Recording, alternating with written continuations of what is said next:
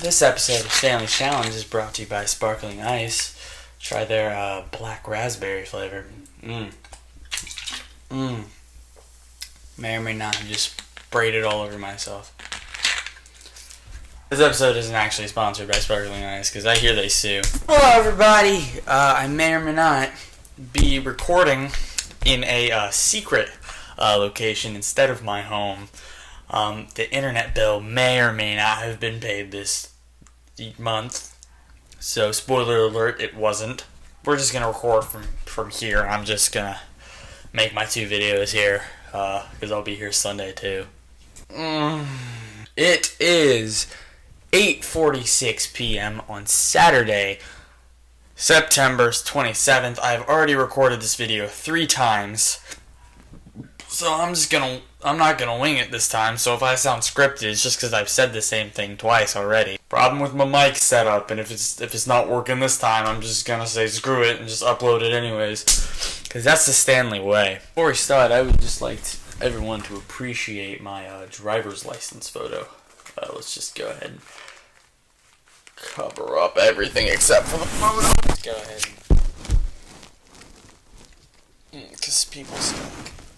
Right there is a good-looking kid. Alright, so I don't really know what to do other than filler, so let's just dive right in. Let's read the last page, because I definitely haven't read it before.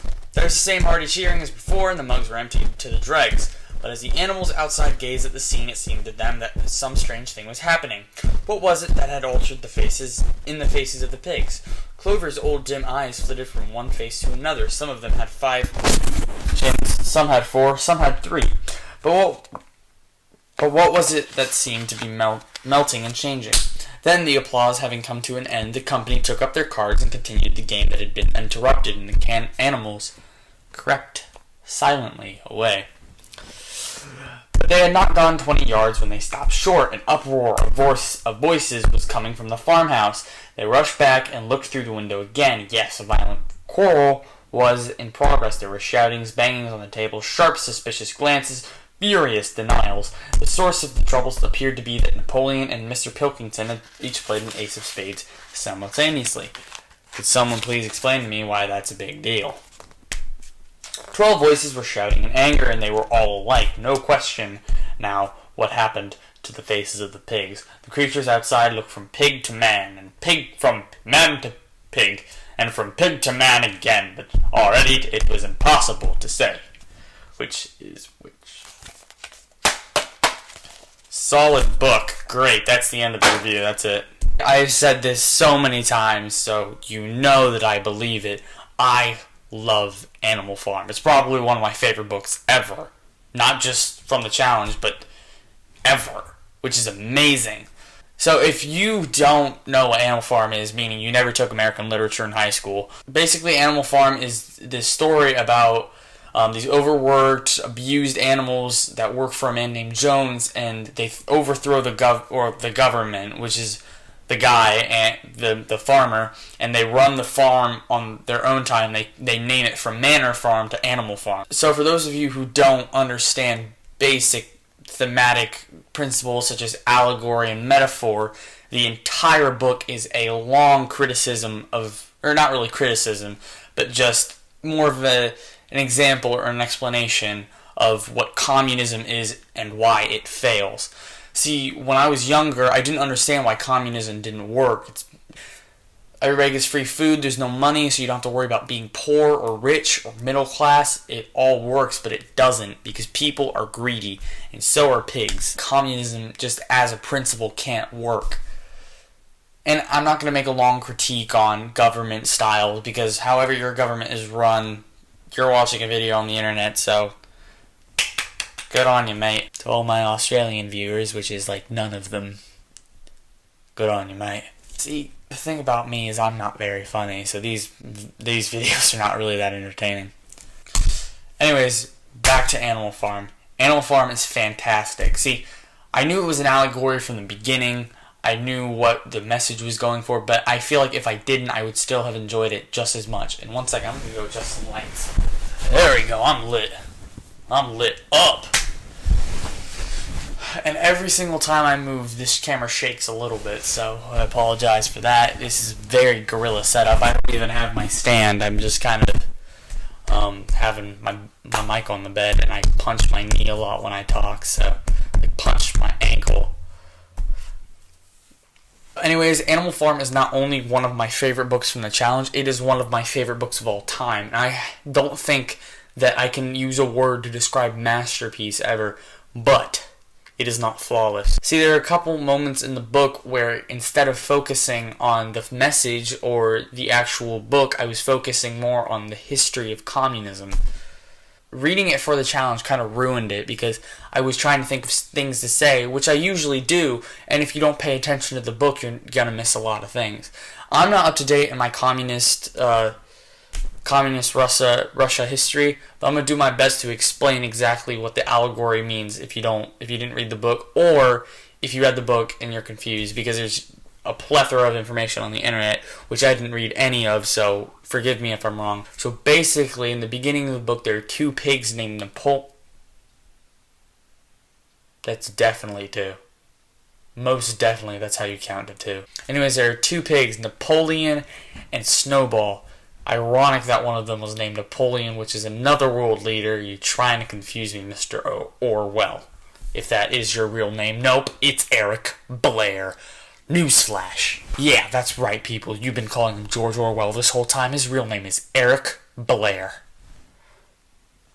How does that make you feel? Do you feel duped? Anyways, back to the actual Animal Farm. Animal Farm is amazing. So basically, there are two pigs in the beginning of the book, which is Snowball and Napoleon. Snowball is a metaphor for Trotsky in the very beginning of the communist, Stalinist Russia.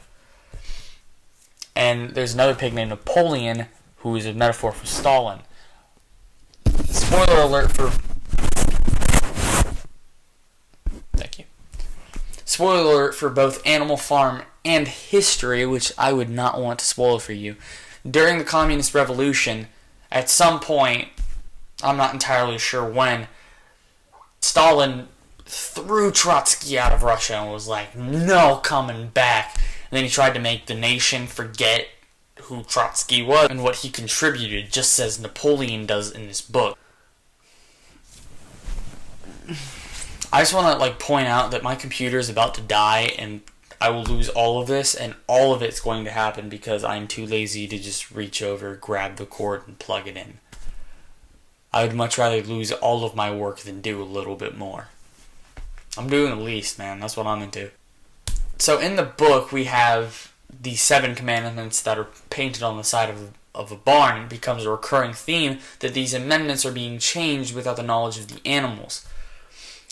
Like, for example, towards the end of the book, after the 100-page mark, we have the animals begin to grow barley to sell whiskey and beer, and now animals are allowed to drink alcohol, which at the beginning of the book, when they created animalism, their whole idea said that alcohol was a human thing and that we shouldn't be doing human things because we're animals. Humans are these evil beings that reigned over us, and basically humans, of course, are a metaphor for kings and presidents and whatever else Stalinist Russia hated.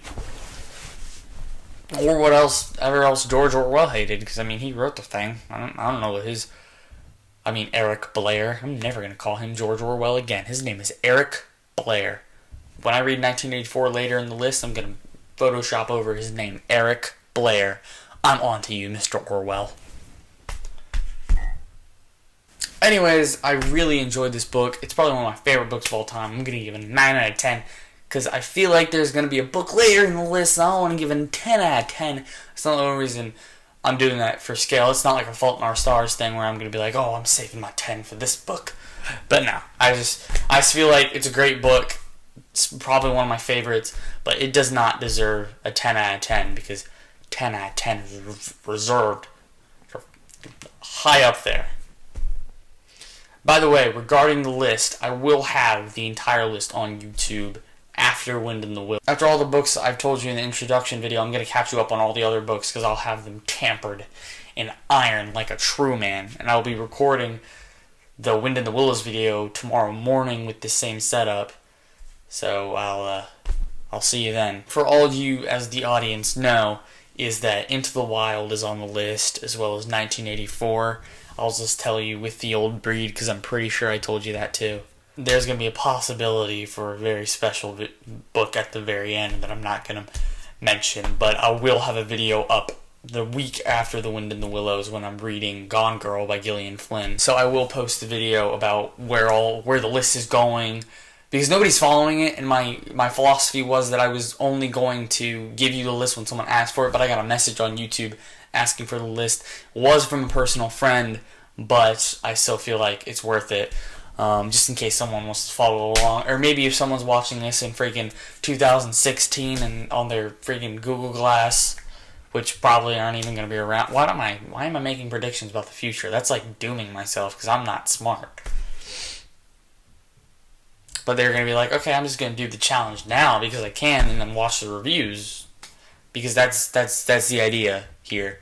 Is that I'm going to be immortalized. Immortalized. It just goes with the theme of Animal Farm, and I'm just rambling now. I recorded this video 2 times, so I don't want to talk anymore about Animal Farm, because I've said my piece twice and you're never going to see it. Solid book. Very solid. Like a brick. So what am I supposed to say now? I'm just going to go FaceTime friends. I don't even care. Does it look like I care? Does it look like I'm a guy with plans? No. I'm just going to stare at you. I'm going to stare at you right now and put links up and tell you to watch my other videos, which I never do, but I'm just doing it now because screw it. I'm throwing out all the other stops in this video. Not editing with Windows Movie Maker like I usually do. Not using the Windows Movie Maker app. Not using my old camera. Not using my stand. Thought I threw my. I'm just waiting here. Throw ads in your face. What's that? Sparkling ice right there. Delicious. I'm not actually sponsored. I'm just gonna stare at you for a little bit, get a feel of the room. By the way, that does say "Live life with no regrets." It's the most confusing poster I've ever seen, and it's not even mine. I got time. It's 9:01. What do you have to do? What do I have to do? Nothing. I just finished my book for the week. I don't have to do anything. No chores. I just scratch my face is what I have to do. I'm just gonna sit here for 5 minutes and see if I get anything funny out of this. What am I doing with my life? Reading 52 books in a year after reading 10 books. I was on Goodreads the other day trying to think of books I read because I was adding something on Goodreads, and I was like, I haven't read any books. I could only count 20 books I've ever read in my life. 20 books. You know how sad that is? That's barely a book a year. And now I read 4 books in 4 weeks. This is impressive for me.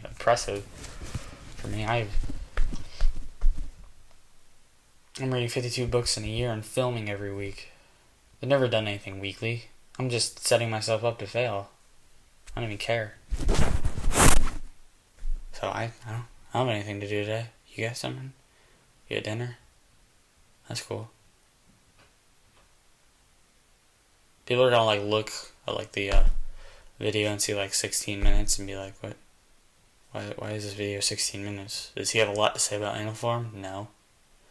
No, there's just a 15-minute segment where he stares at the camera and begs you to buy something.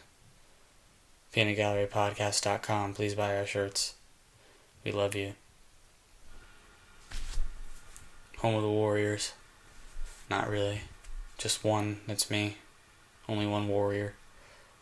My eyebrows are just all over the place. They're like caterpillars. Can some people lower one and not raise the other? Because I can't really do it. I have bags under my eyes because the lighting is very not flattering. I'm just gonna stare at you for a little bit. Hey, you wanna see the first book I wrote? It's the first book I wrote. Pretty impressive. I wrote this when I was 11. Let's go ahead and look at that. This is probably the worst book you will ever read, and worst book you will never read. Because guess what? There's only copy that survived. It's got writing in it. Look at that.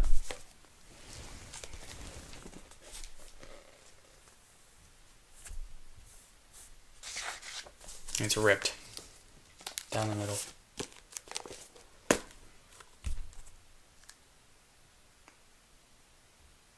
This was back when I didn't realize there was a difference between London and England.